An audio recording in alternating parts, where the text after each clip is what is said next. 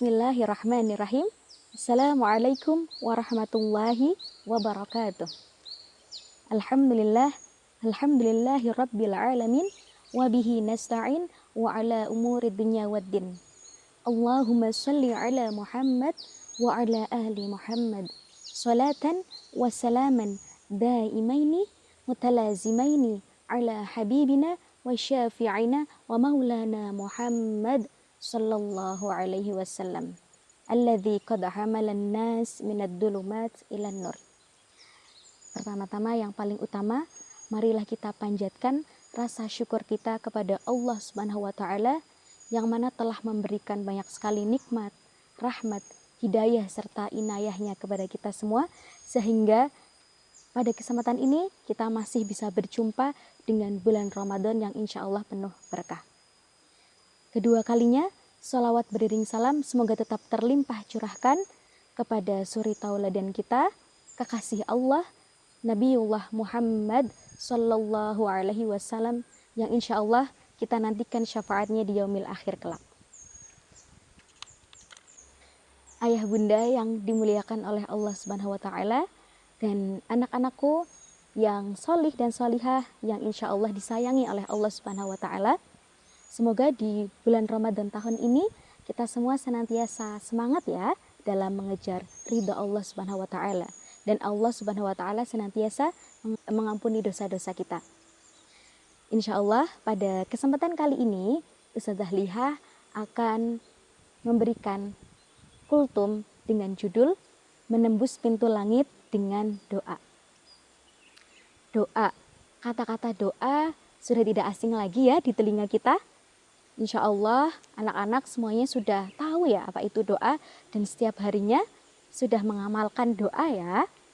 Nah, doa adalah sesuatu yang sangat berat, bukan sesuatu yang ringan dan tidak boleh kita remehkan. Kenapa demikian? Karena dalam sebuah hadis Rasulullah SAW bersabda, "Ad-du'a'u silahul mu'minin," bahwasanya doa adalah senjatanya orang mukmin.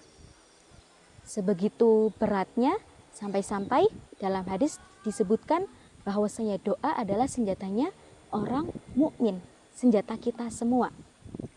Nah, senjata sendiri itu terbagi menjadi dua. Senjata yang pertama adalah senjata fisik yang bisa kita lihat, bisa kita pegang ya, bisa kita rasakan, yang tentunya juga memiliki kekuatan.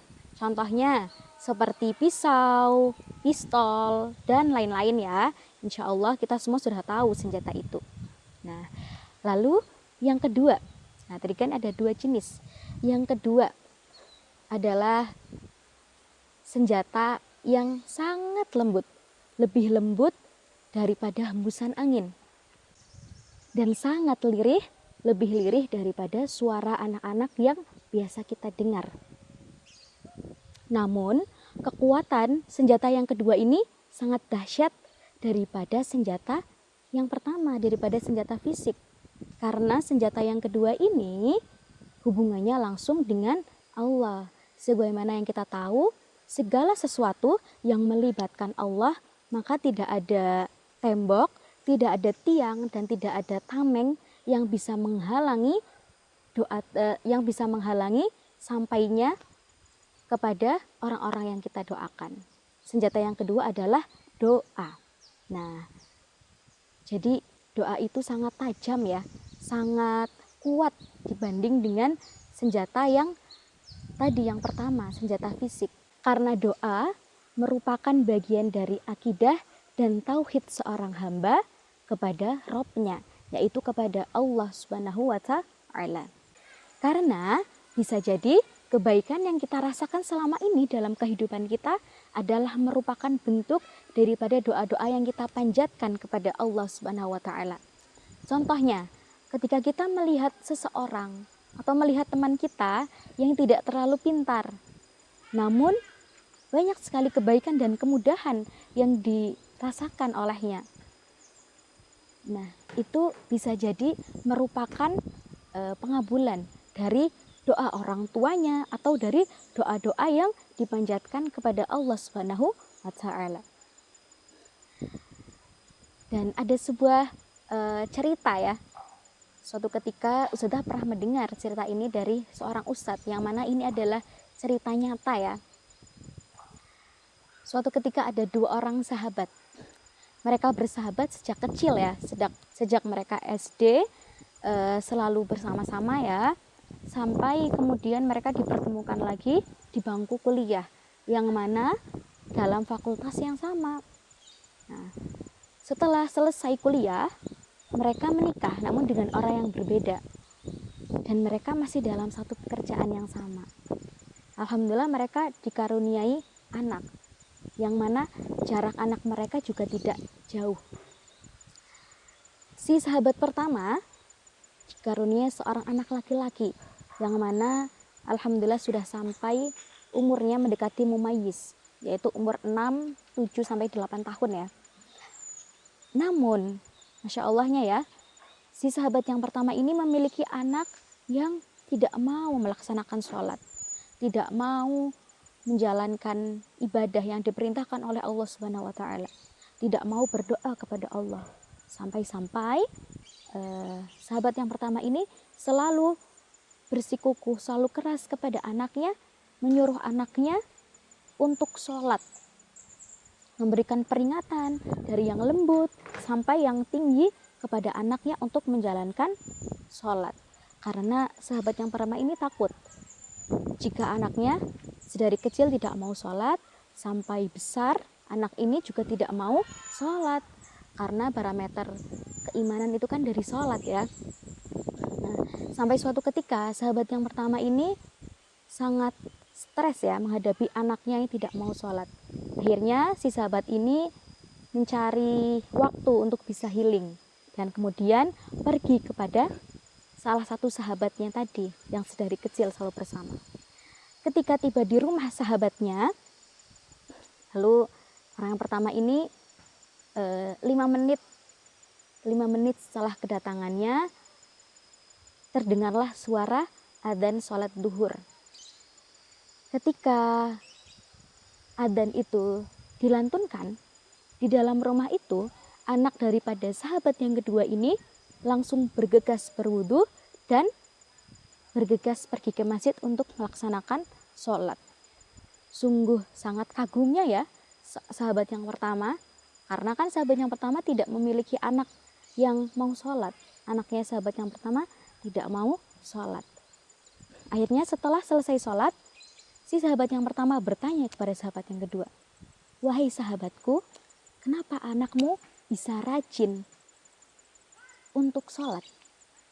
Lalu sahabatnya menjawab, "Saya mempunyai kebiasaan, yaitu sedari istri saya mengandung, anak saya di dalam kandungan, sampai melahirkan, sampai anak saya bertumbuh dan berkembang mendekati mumayyiz, saya selalu berdoa, selalu mengamalkan doanya Nabi Ibrahim, Rabbi ja'alni muqimas shalah wa min dzurriyyati."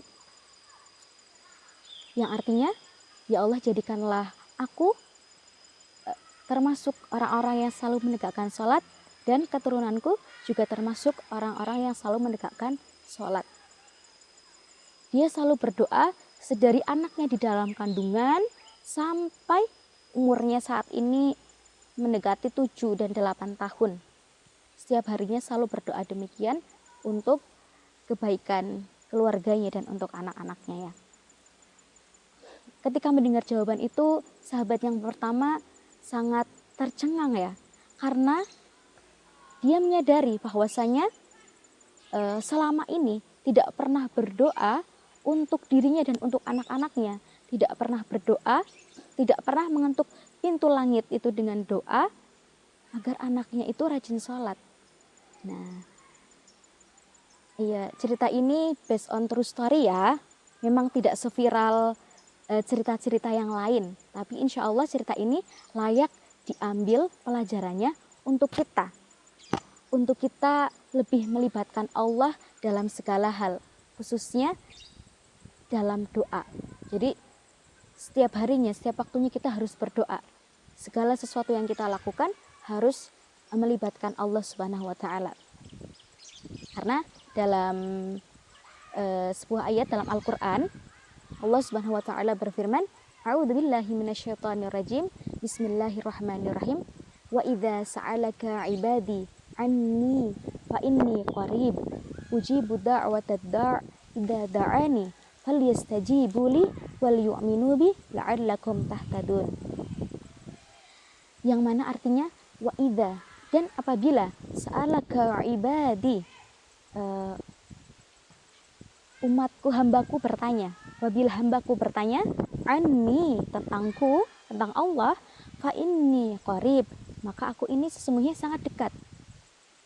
Ujibu da'watad da', Allah akan mengabulkan idza da'ani, apabila mereka meminta, apabila mereka berdoa.